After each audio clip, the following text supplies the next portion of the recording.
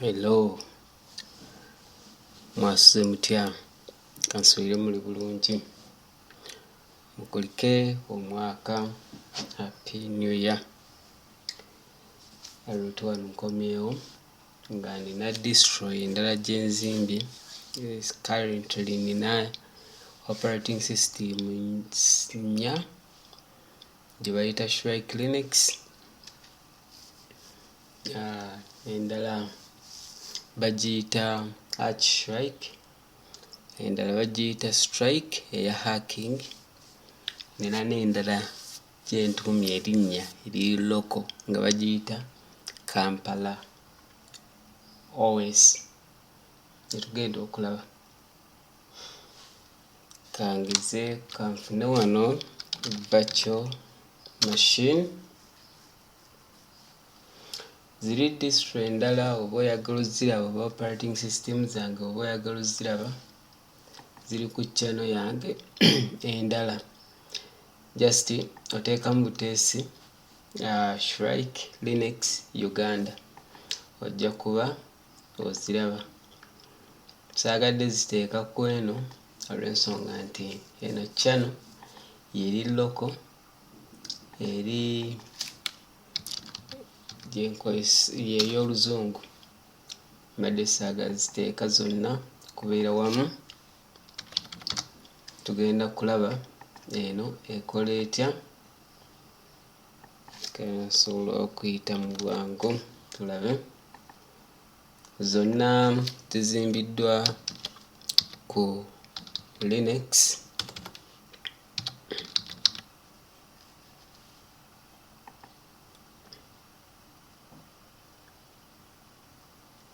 Zonna zizimbiddwa ku Linux.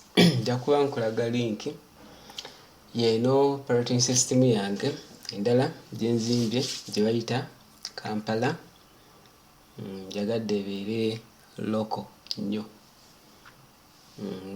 Nga bwe ngiyiwa erinnya osanga lye nagiyita ebiseera ebijja, naye lino lye ligenda okuba erinnya lyayo olw'ensonga nina operating system eziwera, nina 3, eya hacking emu n'eya daily use 2.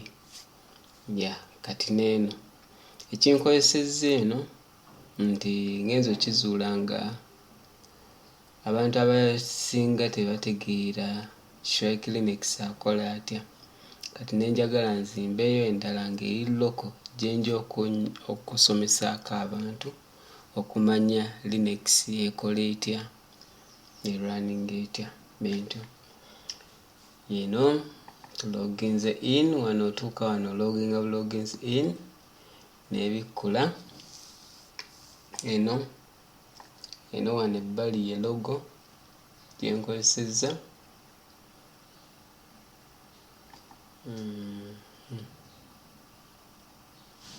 Wano ngenda kukyusa ekifaananyi, tuteekewo oba kino.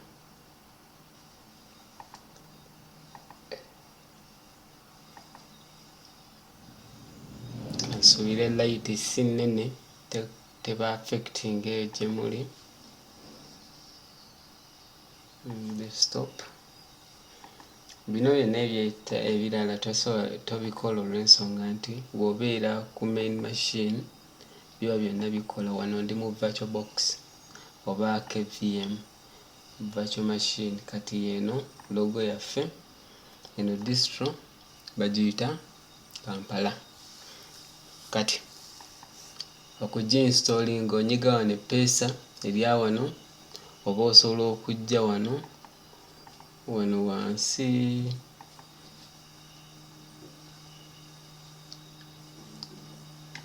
wano ku screen, n'ogenda ku system n'ogenda ku install, oba n'okozesa kano n'onyiga wano n'onoonya ekigambo install ekikuleetera install system.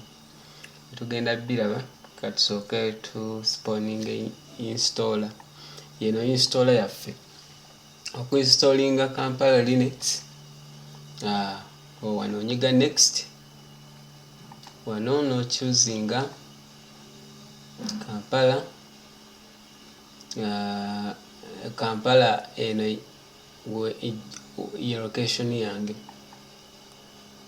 N'ogenda maaso wano n'onyiga RS disk, n'oselectinga swap to file, n'ogenda maaso nga w'oteeka erinnya lyo. Nteekawo erinnya lyange root1 wano Shrike, root1 Shrike, oteekamu lyonna ly'oyagala ne password yo gy'owulira gye weetaaga n'ogiteeka awo. Kati wano ewaddako wagamba login automatically without asking for a password. Nze njagala mbeere nga bansaba password. Oba toyagala bakusabe password buli kiseera ng'ologingamu automatic, then onyiga wano bw'oti. Nze njagala mbeere nga basobola okunsaba password okuteekamu okukuuma security. Onyiga next wano, n'ogenda ewali install, n'onyiga install now. Kati eri ku installinga.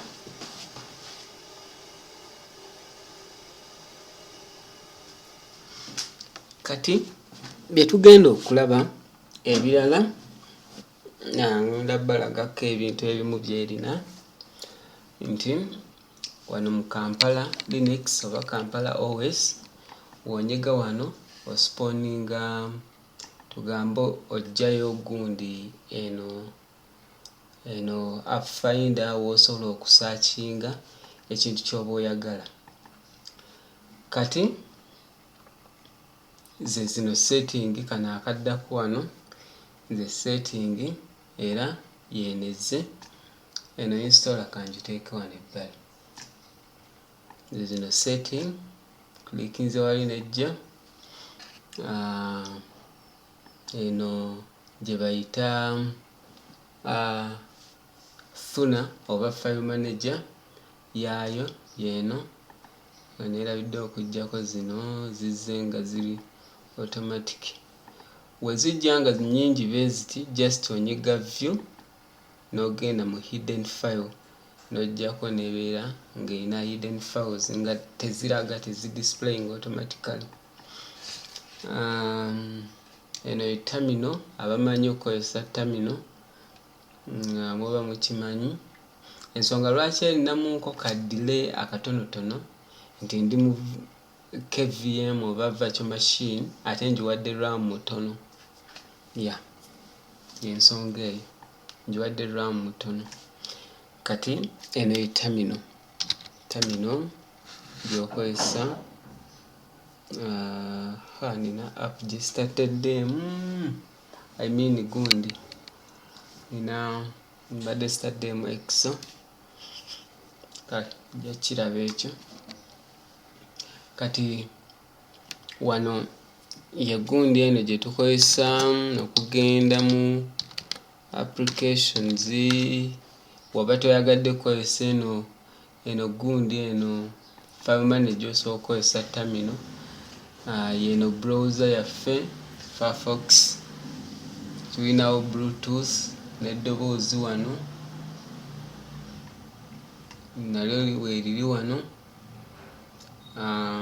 Kirala ze zino workspace zitegeeza, tugambe wonyiga wano dda ku workspace endala bw'otyo. Madde mbalaga wano lyerina eddoboozi, osobola okuscrollinga. Eno file manager, I mean ye browser, Firefox browser. Wano waliwo logout ne power off, battery ne internet. Kati wetujja wano wansi ku Docker oba ku Plank, tulinawo application nga FreeTube.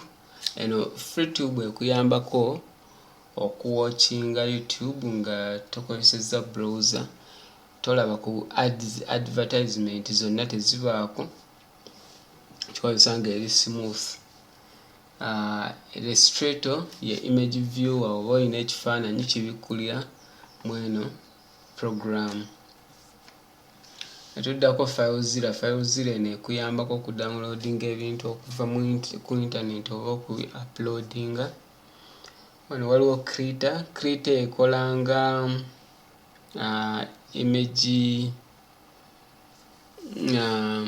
tugambe eno gundi eno image viewer.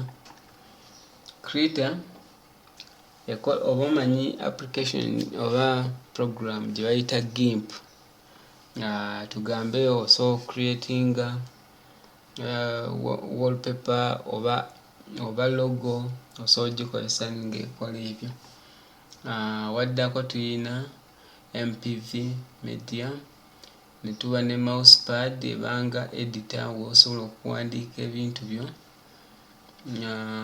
Ne tuba ne VPN gye bayita Rise Up VPN, ne tuba ne firewall nayo weeri, ne tuba ne browser endala gye bayita Brave, ne tuba ne Xcolor. Kati eno Xcolor ekola bweti, bw'ogikilikinga eraga mu ngeri bweti, n'onoonya kala gy'opiikinga, osobola opiikinga wonna, osobola opiikinga wano oba oyagadde wonna. Eno yo gundi yaffe ye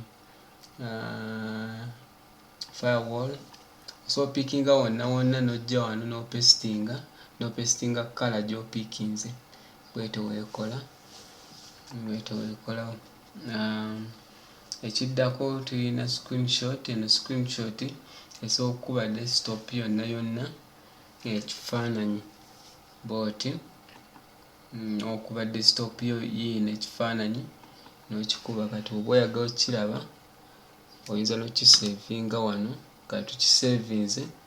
Oba oyagala okukiraba okilikinga ku gundi yo n'ojja wano n'okiviewinga ng'okozesa Illustrator eno gye nkugambye image viewer, ne kibi openinga. Kyekino kye tukubye ekifaananyi, tukubye screenshot. Waddako tulina Octopi, eno ebanga app store oba GUI program package manager. Tulina Thunderbird ebanga email client, eno twagirabye dda app finder eri ne wali waggulu. Tulina Note w'osobola okuwandiika ebintu byo obutabyerabira, n'osobola okuwandiikawo ebintu obutabyerabira bw'oti ng'oba olina ebintu by'okola. Tulina Vim program eno eyambako okubanga editinga, eringa nga text editor, eringa eno gye twasoose okulaba mousepad, n'eno bagiyita Vim. Kati endala Vim, endala gundi application gye tulina eno tugirabye file manager, tulabye Firefox, tulabye MPV nga ziriwo bbiri.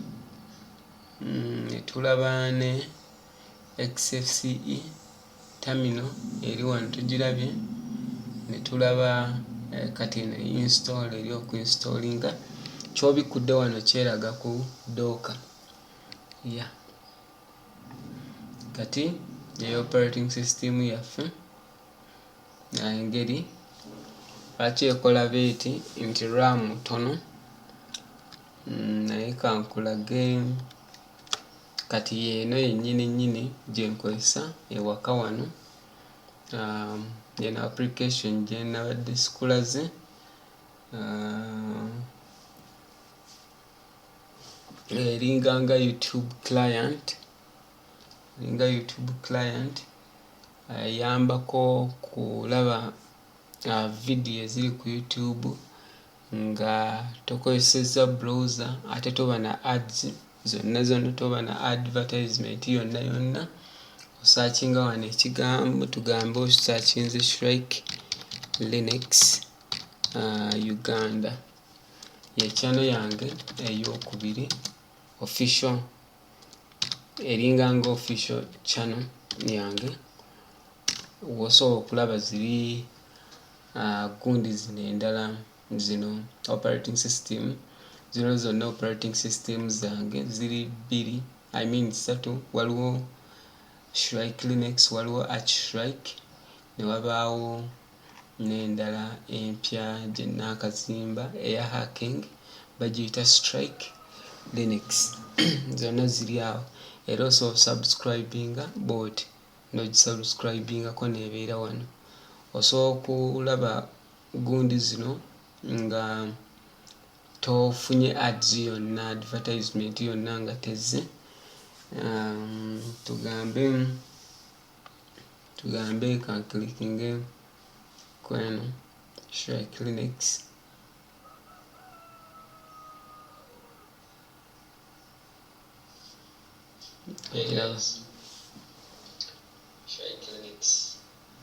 Kati ene operating system yange endala. Okay.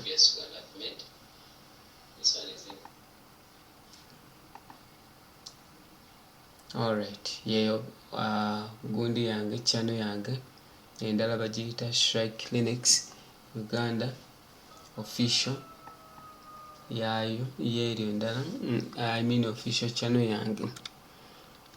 Kati wetudda wano eno naye emalayo, ndowooza olaba sina stoppinga video eno, sigisazeemu sigistopinze, naye olaba engeri nti operating system eno installinga mangu. Kati wotuuka wano egamba Kampala Linux has been installed on your computer. You may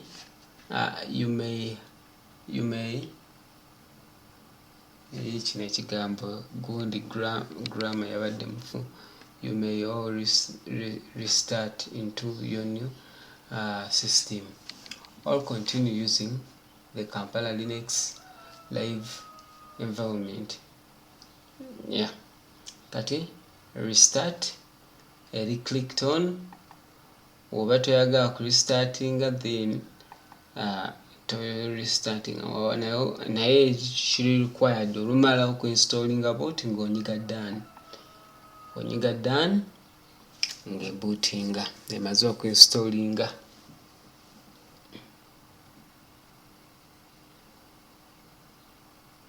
So yeno Kampala Linux.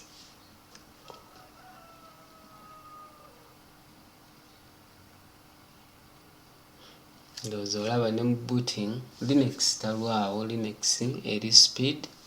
Linux okutandika yeetaaga 2GB, tali nga Windows. In fact Linux operating system ezimu eziri based to Linux zeetaaga megabytes RAM in megabytes tukokurunninga.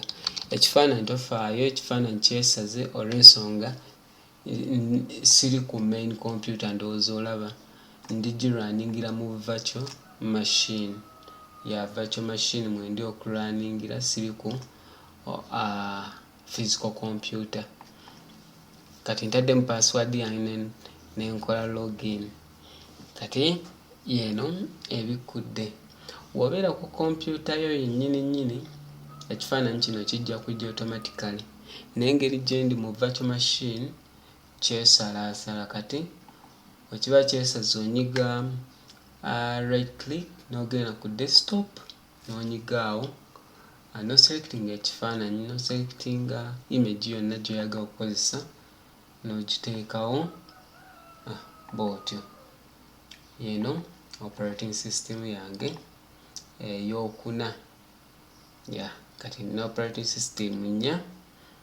Eno njagadde ngizimba olw'ensonga nti mbadde njagala gye naayambirako abantu okubannyonnyola, okubasomesa Linux kyeki. Ndowooza olaba eri clean, terina buzibu. Nsuubira nti bangi mujja gyagala. Naye nina application gye neerabidde kangezeeko ku upgrading system eno. Ne ku Linux oba upgrading osobola oku upgradinga ng'olina ebirala by'okola. Linux teringa Windows nti wobanga oli ku upgradinga machine yo ate oba tolina gikozesa. Ku Linux okozesa machine maze ne upgrade ziwedde. Kati nenkola sudo pacman package manager exa gyenjagala kuinstalinga, nerabidde ginstallinga. So kati wenkola ls endaga onyiga halt ne atejja kuyongeza olw'ensonga nti ne mu virtual machine, naye kati nsobola okukozesa kano akapeesa nenyiga nempandika clear ne clearinga terminal nemala nenyiga ls nendaga ebiri wano byonna. Bwemba njagala tugamba okugenda mu .config ngamba cd.config kati ntuuseewo, era wenyiga pwd pin working directory nabasomesaako ku zino command endaga nti ndi mu home root 1 ng'erinnya lyenneeyise .config. Wenkugambye wengenze change directory to .config wano change directory to .config kati nenyingira wano wenyingidde. Kati wano wengamba pin working directory mbanga abagamba nti mundage wendi wennyini. Kati webandaga nsobola okukola ls ne bandaga buli kimu ekiri wano era byebyo ebiri awo.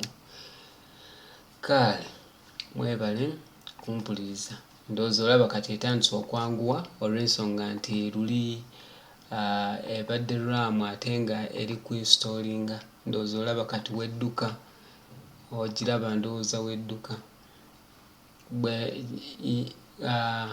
Yensonga lwaki twagala Linux, tukozesa Linux.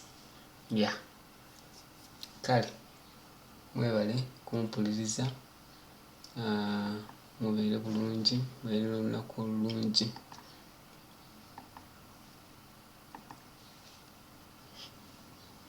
Kansooke nzijeko wano, then bye.